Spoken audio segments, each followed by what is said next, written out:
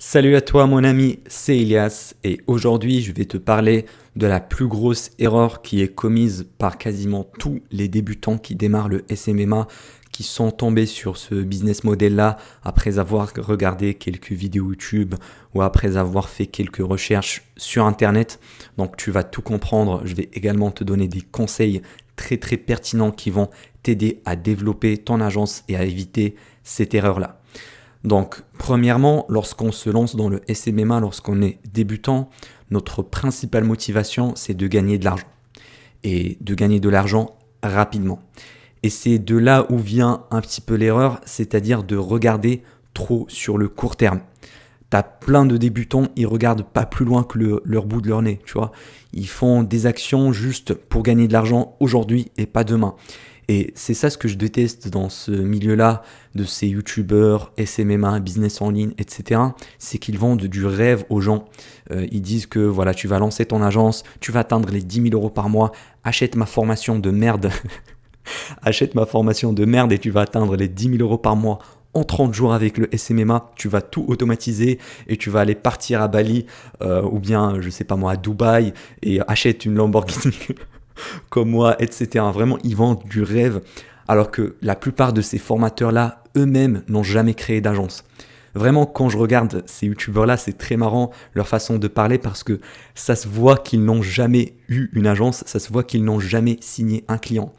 Et le problème, c'est que un débutant qui regarde ces youtubeurs-là, il va se dire ouais, c'est des experts, ils me montrent une Lamborghini, etc. Donc c'est des experts et il croit en leurs conseils. Donc quand le mec, le youtubeur, il leur dit des conseils, il va aller essayer de les appliquer, mais ça va pas marcher. Parce que le youtubeur en question n'a jamais eu une agence.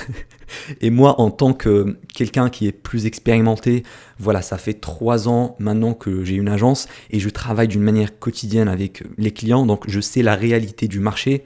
Et quand je regarde ces youtubeurs-là, c'est très marrant parce qu'ils te parlent de trucs, ils te donnent des conseils totalement bullshit.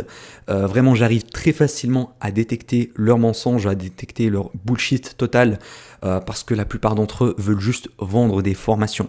C'est pas des chefs d'agence SMMA, c'est pas des vrais entrepreneurs, c'est juste des vendeurs de formation et des vendeurs de rêves. Vraiment, c'est ça leur objectif, c'est de pigeonner un maximum de gens, entre guillemets. Et du coup, ils donnent une image très faussée de la réalité à propos du business en ligne. Alors oui, tu peux automatiser ton agence SMMA, tu peux aller voyager, etc.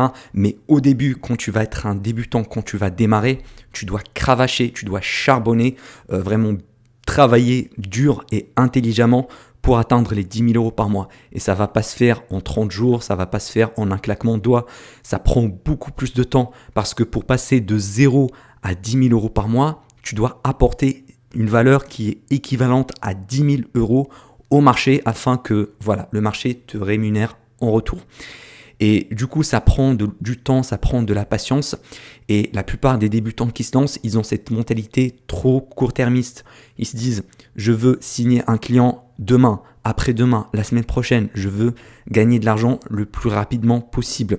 Et en ayant cette mentalité-là, ils vont faire des choix qui vont leur nuire, qui vont nuire au développement de leur agence sur le long terme.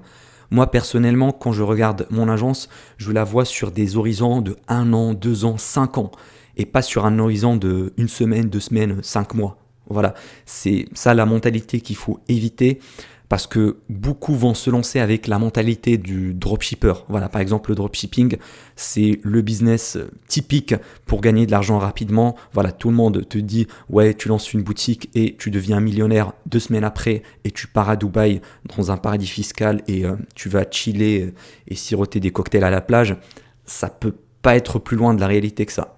Vraiment, beaucoup de gens ont cette mentalité-là, par exemple, du dropshipping et ils veulent l'appliquer au SMMA. Ils vont se dire, ouais, le SMMA, c'est un business en ligne, comme le dropshipping, comme l'affiliation. C'est bon, je vais me lancer, je vais contacter 2 entreprises et puis je vais signer un client et je serai millionnaire.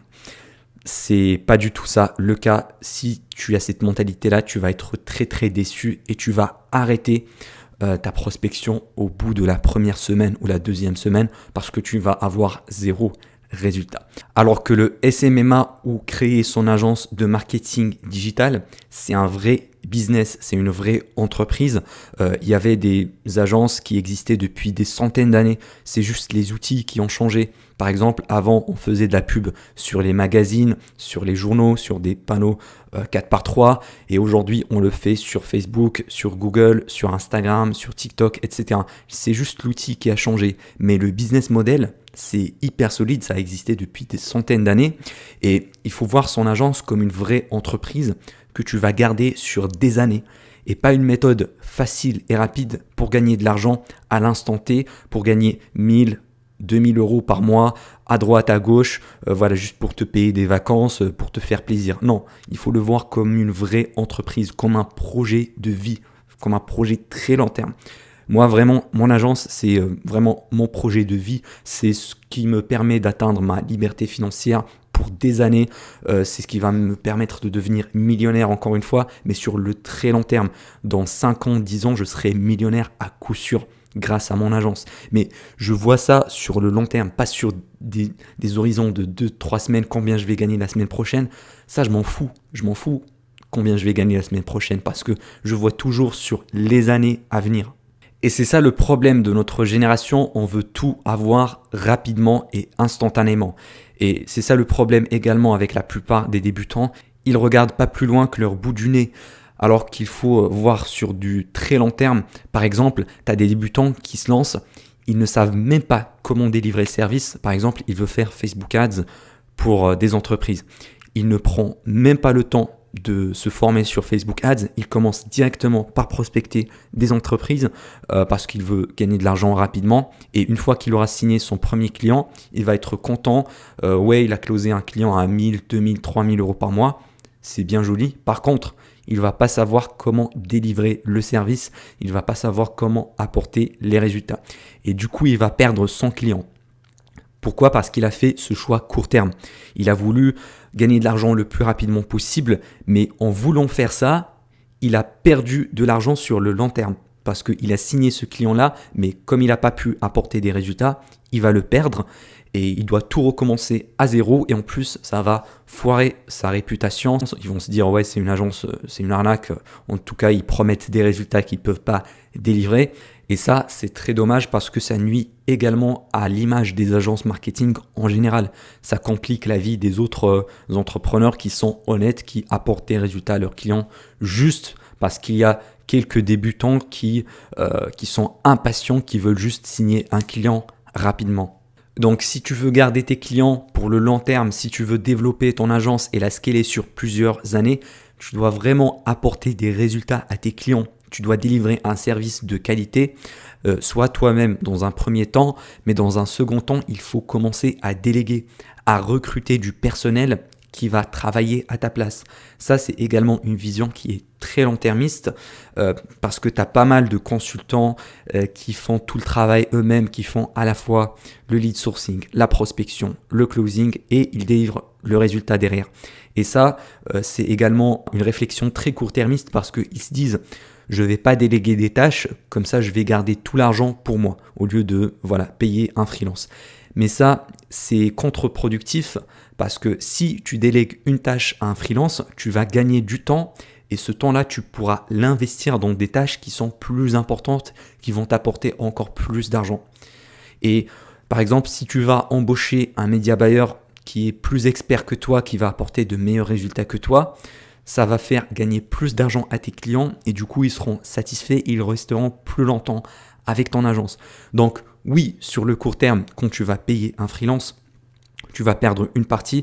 Imaginons tu signes un client à 3000 euros par mois et que ton média buyer, tu le payes 700 euros, ça te fait seulement 2300 euros par mois de bénéfice. Donc sur le court terme, c'est vrai que tu as perdu les 700 euros par mois que tu payes, mais sur le long terme, tu vas gagner beaucoup plus que le salaire de ton freelance. Et c'est comme ça que j'ai fait moi-même. Quand j'ai dépassé un certain stade, quand je ne pouvais pas délivrer le service à tous mes clients, j'ai embauché un freelance, donc un media buyer qui s'occupe maintenant de mes clients, qui gère les comptes pubs, etc. Et ça m'a permis de gagner beaucoup plus de temps libre. Et là, je l'investis à la fois dans la prospection, dans le closing des clients, dans le recrutement, dans la gestion de mon équipe. Et ça, c'est des tâches qui sont plus high level, qui sont plus importantes que juste faire les tâches manuelles, délivrer le service, faire le lead sourcing, etc. Vraiment, ça, si tu veux dépasser un certain stade, si tu veux grandir sur le long terme, tu dois forcément recruter et déléguer des tâches. Tu dois viser cet objectif-là d'automatiser un maximum de tâches. Comme ça, tu vas être juste le cerveau de ton agence. Tu vas donner les ordres et ce sont tes freelances ou tes salariés qui vont exécuter manuellement les ordres, qui vont faire les tâches manuelles. Donc toi, tu vas être sur le côté stratégique et tes freelances vont être sur le côté pratique, exécution. C'est vraiment ça qu'il faut voir son agence sur le long terme parce qu'on est des chefs d'agence, on est des CEO et le travail du CEO, c'est pas de délivrer le service, c'est pas de faire du lead sourcing, etc. Ça, il doit le déléguer. Et malheureusement, beaucoup de consultants sont également bloqués dans cette phase-là du freelancing. Ils font le service eux-mêmes, ils font la prospection eux-mêmes, ils font tout eux-mêmes. Ils ne veulent pas déléguer une tâche. Et du coup, ils vont courir sur place, faire le hamster qui est en train de courir dans sa roue parce qu'ils ne veulent pas tout simplement déléguer, parce qu'ils croient qu'ils vont perdre de l'argent. Donc vraiment, c'est ce genre de mentalité-là qui t'empêche de réussir, qui t'empêche de scaler ton agence marketing et j'espère que tu éviteras toutes ces erreurs-là.